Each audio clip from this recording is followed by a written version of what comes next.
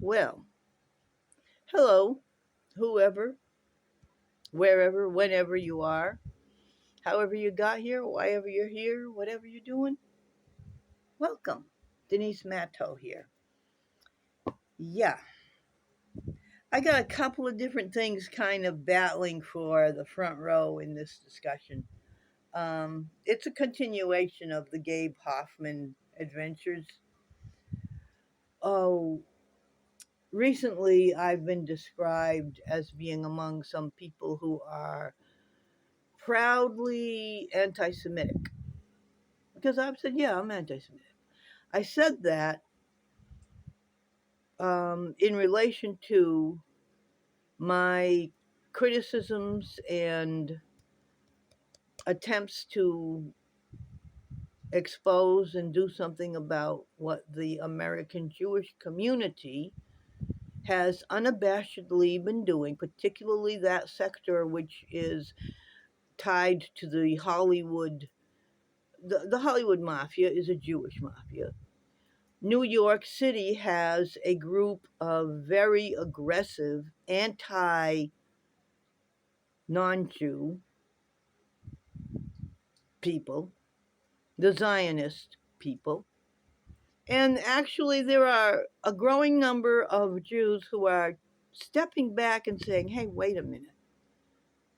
You know, all the stuff about Hitler and the Holocaust and blah, blah, blah, blah, blah, blah, it's a big distraction from what some people who are frankly just mafia, if they weren't Jewish, they would still be evil. The fact that they're Jewish that's just the flavor of evil it is. I mean, there's Catholic mafias, they're evil. It doesn't mean all Catholics are evil, but you know what I'm saying.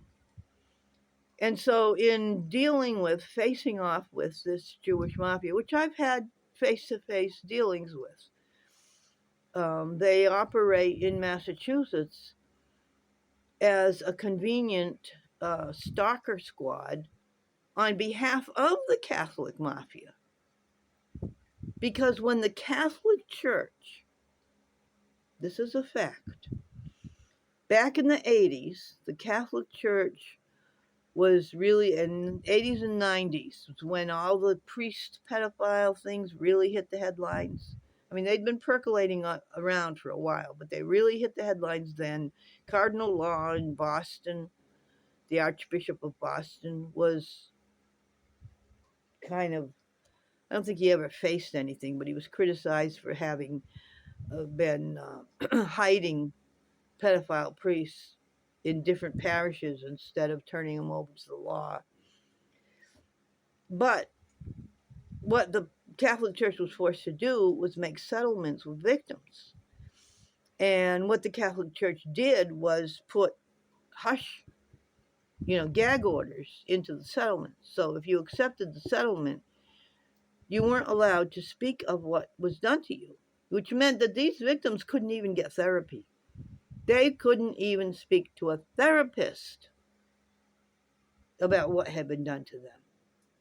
And how does the Catholic Church know that you're honoring that, particularly with the internet? You could go anywhere and speak about anything. Who's going to know except the people you're talking to, right? Well, the Catholic Church had a system, has still to this day. All the mafias of all ethnicities use the same system, and it's the American Jewish community in Boston and New York and the whole East Coast, really. The East Coast Jews are really into this. They fund anti-cult stalkers. Dr. Steve Hassan of Boston, Rick Allen Ross of New Jersey. They're both famous. You've seen them on Dr. Phil in 2020 and all the famous talk shows. Anytime there's a cult scandal anywhere, they come up and they do their how to tell you're in a cult kind of interviews, and they get their experts. But they also, what they do is the Catholic Church has them watch anybody that has been forced to sign a gag order about a crime of which that person is a victim. And they can't go after them if they speak up, because then they expose the fact the crime exists. So what they do is they have ways of saying, well, these people are members of cults, so we're going to make their life miserable.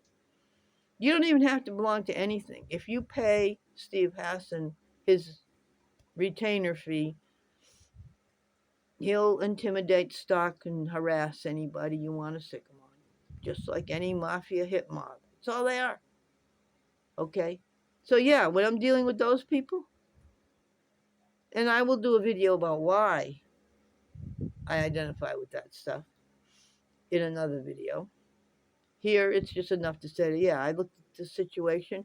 I counted up how many of the people we had to deal with in Massachusetts on this who were actually attacking individual human beings in real life, and they were all Jewish. There was one,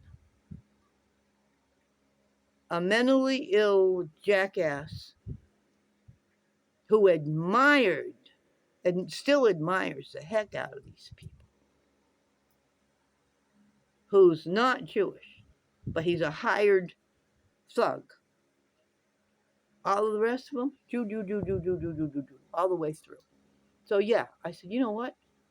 I think I'm anti-Semitic, because I put that together with what the New York Jews did to my town in Massachusetts where I raised my daughter, Great Barrington, Massachusetts. That's a whole other video. But what I want to talk about is, well, can you proudly be an anti-Semite?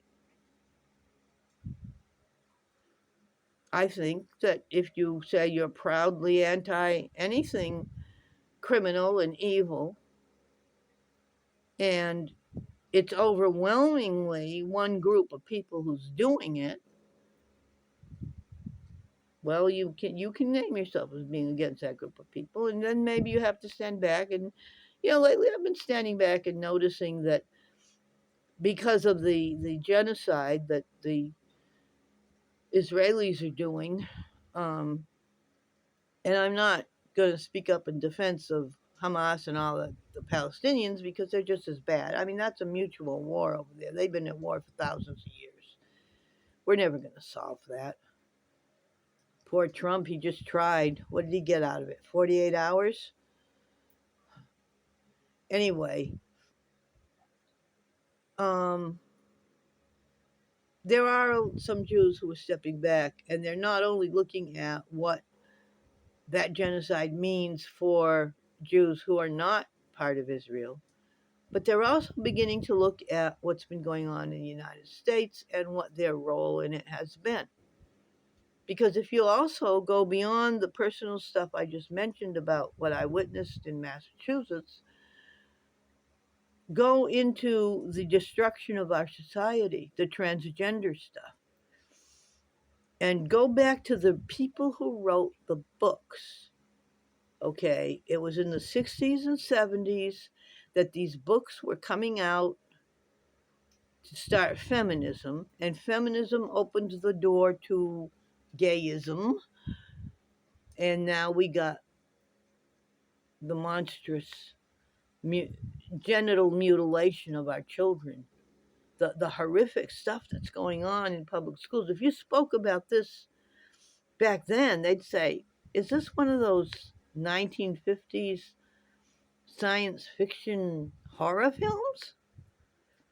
No, this is what's going on today. You send your child to kindergarten and discover that he's subjected to sexual assault by a teacher in the name of convincing him he's really a girl, or vice versa, convincing a girl she's really a boy.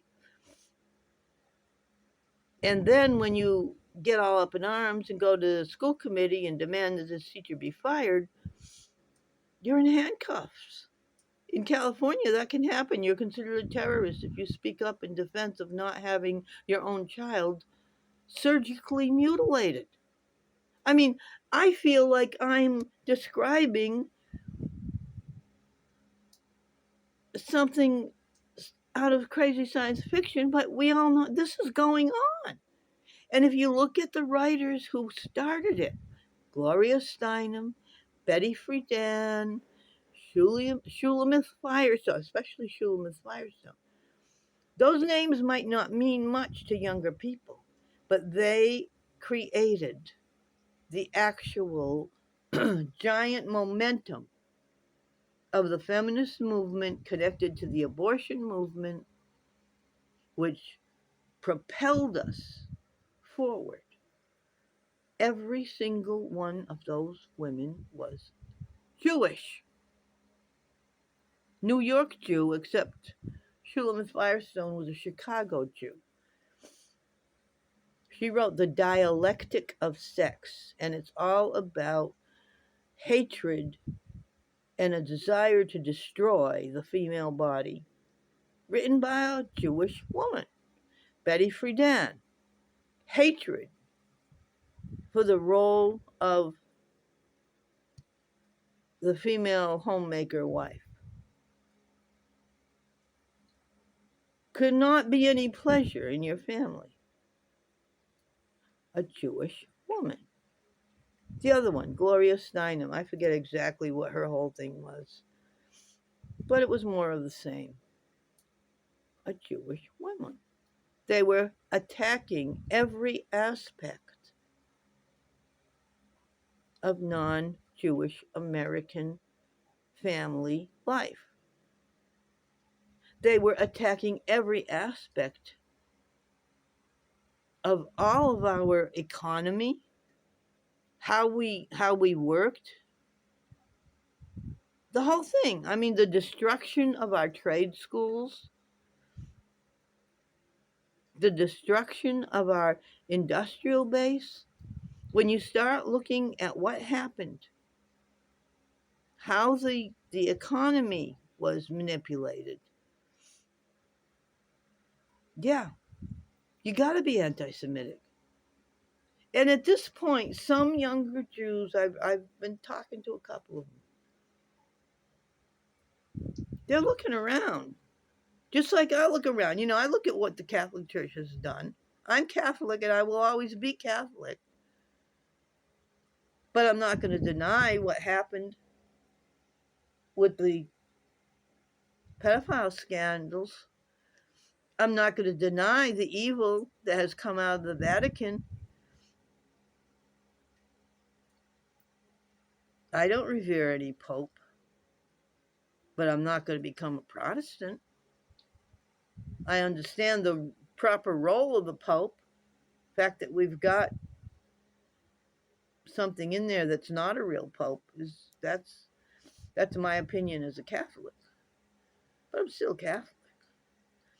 And Jewish people can still be Jewish and start saying, hey, wait a minute. Is this really what we're supposed to be doing? And God bless them. Some of them are doing exactly that. So, it's no crime to be anti-Semitic. Just as no one would say it's a crime to be well, actually, the word anti-Semitic includes being anti what the Hamas and the other Middle Eastern terrorists are doing. So maybe I should say anti-Judaic. Excuse me.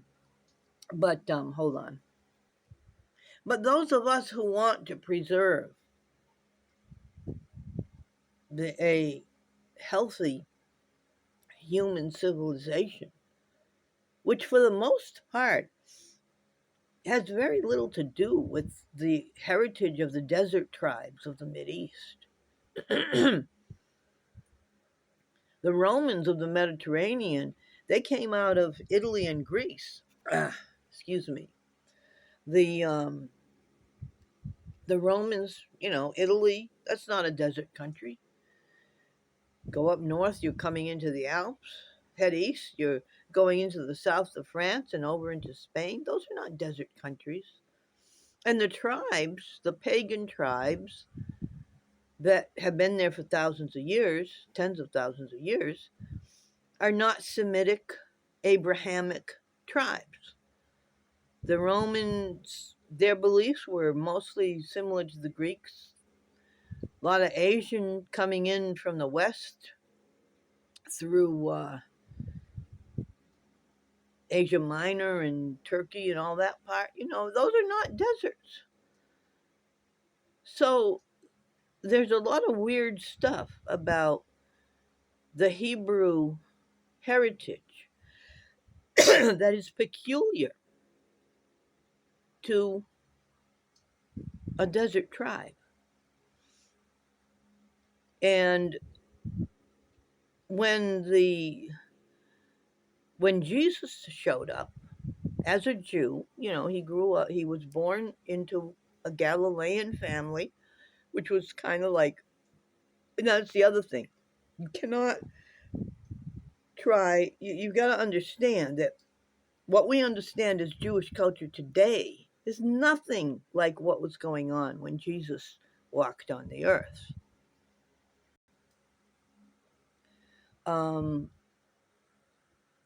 There were all kinds of religious discussions. They didn't even have the Septuagint, the Old Testament. It wasn't there. They had a few scrolls, like of Isaiah. They had scrolls of some of the books of Moses. They also had a lot of other literature. They had all kinds of stuff. The synagogues were like little local discussion groups and varied a great deal from one part of the region to the other. Jesus' family spent time in Egypt in what became the Coptic Christians. Coptic Christians actually date back to the people who taught Jesus what he started preaching about. There's a strong evidence, in my opinion, it's evidence, and some people it's rumor, that in his 20s, he traveled into India and learned Eastern religion, because a lot of what Jesus taught, when you literally read his words, the Sermon on the Mount and the various parables, awful lot of that comes out of Eastern, not Hebrew religion. So he was actually active, when he walked on the earth. I believe in the immortality of Jesus, that he still exists today in my heart and the hearts of others. But when he was just walking around Palestine, he was teaching a lot of things. And as a member of a Jewish community, he was challenged by others who were apparently the Pharisees in them. They were political people. They were like a political front who were trying to control and eradicate. He wasn't, when they started talking about Jesus, Pontius Pilate, oh, another one of these Jewish, do we have to worry about him too? This was common for somebody to show up and the Pharisees to get upset. So Jesus wasn't the first one. Anyway, so it wasn't like what it is today. No, so I have no trouble saying I'm totally anti-Semitic to what's going on today. And I don't need propaganda like the protocols of Zion and all that other stuff. I don't need that. I'm just looking around at what's going on and what they did to my town and my community, and discovering what they did to the American women and the American family. Because our whole culture was based on all this pagan stuff. European culture was a forest. They were all forest tribes. And then you get in the Mediterranean, there were some ocean seagoing tribes.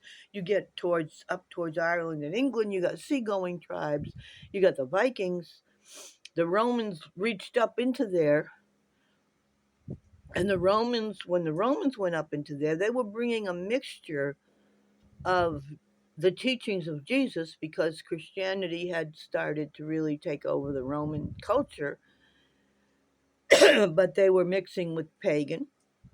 The Catholic Church actually it came out of the mixture of the teachings of Jesus with European paganism, in the sense that, and if you believe, oh, it's only in the Bible, only in the Bible. Pagans are evil, only in the Bible. Well, okay, tell me this. Why does Paul in the Bible, I'm not sure which letter it's in, it might be Colossians or it might be Corinthians, he tells his followers to test the spirits, plural. And he tells them to test them.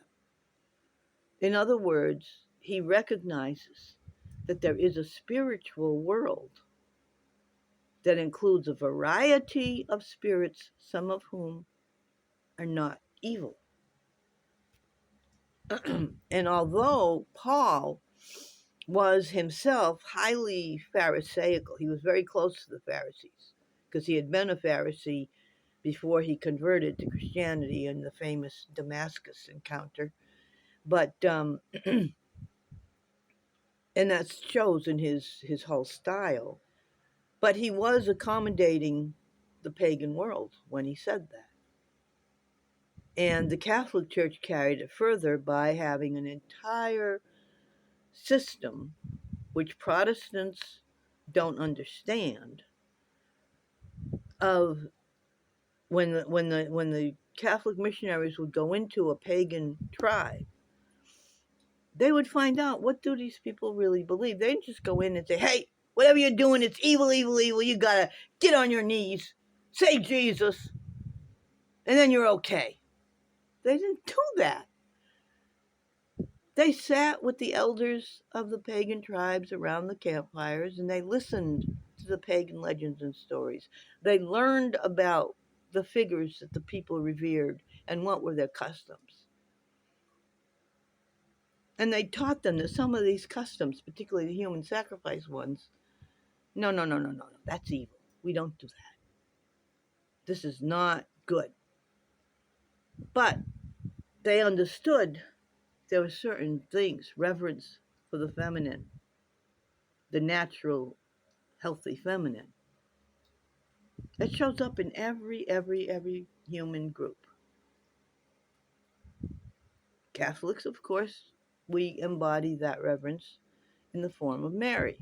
And it became a custom for the Catholic Church to discover where the local reverence for the female, the feminine, was, and to sanctify that local place with the new name of Mary and allow the people to understand it was the same energy of the goddess that they were revering, or the spiritual female that they were revering under their own natural religion. And then they understood how that was really a form of the same feminine energy that we revere in Mary. Now, I'm no scholar, and I know there's people screaming heretic already, but I don't care. That's my understanding of it. And that's also what distinguishes us from the Abrahamics. And for the Jews to take it upon themselves, as they openly did and still do, to destroy Christmas, to replace the family with what we have now. You notice nobody's screaming about the enslavement of unknown women into surrogate motherhood. Every so often, there's a little thing that pops up in the crime news. There was a raid of some place by ICE. I think it was ICE in California sometime in the past year, where there were surrogate women were being held in a facility. Migrant women were being, they had been pulled over the border and put in a facility to be used as surrogates, wombs. How come no feminists are talking about that? Then, of course, there was that scandal with that, I guess it was a Chinese American couple or a Chinese couple in America, whatever. They had like 21 babies, and someone wanted to know, how did they get all those children that they adopted? They got them through paid surrogate wombs, mothers, women. There's a case going on now. I forget if it's in England or here. I think it's American, but it might be English. Two gay men, one of whom is a convicted sex offender against a child abusing sex offender, not in jail. And they were able to get a baby and call it their own by paying for a surrogate. And now they have that baby, and people are up in arms over it. Well, they're not up in arms, they're screaming about it and probably need to get some arms. But that's the thing. It's the Jewish community that really, really set the stage for all of this. And so to be anti Semitic, if you just stop there, that's not good, because that's not really the whole story, but it's a big part of the story. And Gabe Hoffman is not just an individual Jewish guy. He is, and neither is this guy Steve Hassan or Rick Ross. They are, all three of those guys are militant activists who are part of militant street attacks. In Hoffman's case, it's litigation harassment. In Ross and Hassan's case, it's stalking and intimidation of targets they intend to deprogram. And they're all militant Jews connected to Jewish organizations. Both Hassan and Ross have told their life story. You can look it up in their websites. I think Hassan calls his website Freedom of Mind. Rick Ross has the Cult Education Institute. They tell how both of them were taken out of nervous breakdown situations. In Ross's case, he was a felon. He was in prison for threatening to bomb a jewelry store. I think it was his own uncle's jewelry store. And because of the bomb threat, he was in prison. In Hassan's case, he had entered a highly controlling cult called the Moonies. So, well, that's the nickname for them. The I think Universalist something or other. Sun Myung Moon is the lead founder of it, so that's why they call them Moonies. And he tells that story over and over, but it's basically a similar thing. He was in a situation where he had given over all his willpower to this group.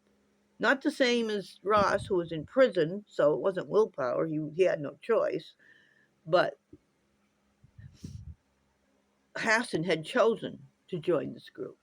In both cases, the American Jewish community, the community around these two guys, their family and their extended neighborhood communities, took them out and funded them to have a career, to go after people. And that, okay, you can say, well, that was way to help the poor guy during the crisis. And it makes sense. You do it for your own, right? Well, maybe. I mean, I would do what I could to get my child out of the cult, but I don't know if I would then say, okay, now your job is to go after anybody, not just people of that particular cult that did the damage, but go after anybody who looks like they might not be Jewish. Okay? And get some government backing so that you can do illegal things like stalk, kidnap, and deprogram and not get charged. I wouldn't do that. So, yeah, anti Semitism, you got to think about it in a larger context. Jews are not victims, they're just people like everybody else. They think they are the chosen people, the Aryan race, the white supremacists. They think they're superior to the whites and the blacks and the browns and the yellows. They're chosen. The rest of us are cattle. That's what they do. Now, If I start criticizing the Nazis for preaching white supremacy, or Americans, or whoever you want to go after for preaching white supremacy, everyone's, yeah, rah, go after them, Denise, an evil white supremacist. But it's okay for the Jews to call themselves chosen, the rest of you? No, it's not. The Jewish ideology of being chosen is, in fact, the same exact ideology that is attributed to Adolf Hitler. Same one.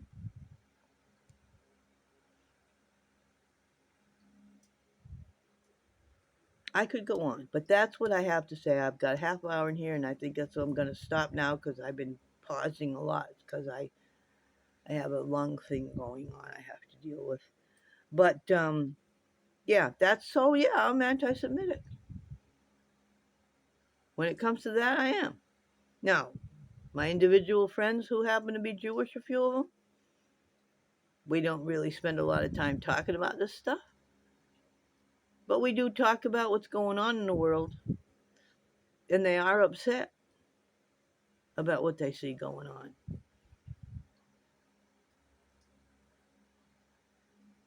And I don't I don't hold it against an individual person unless that individual person is doing what people like Gabe Hoffman are doing.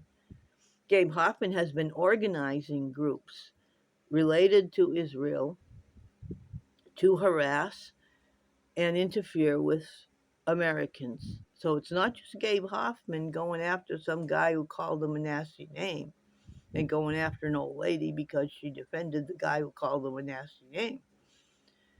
Gabe Hoffman is an activist on behalf of a group of Jewish people who think the Anti Defamation League, which is an anti free speech, anti Christian, anti everybody except the Jews group,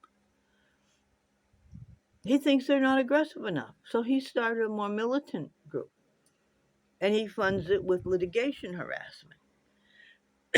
The other two, Ross and Hassan, they take money. They're mercenary stalkers, both of them. That's what they do.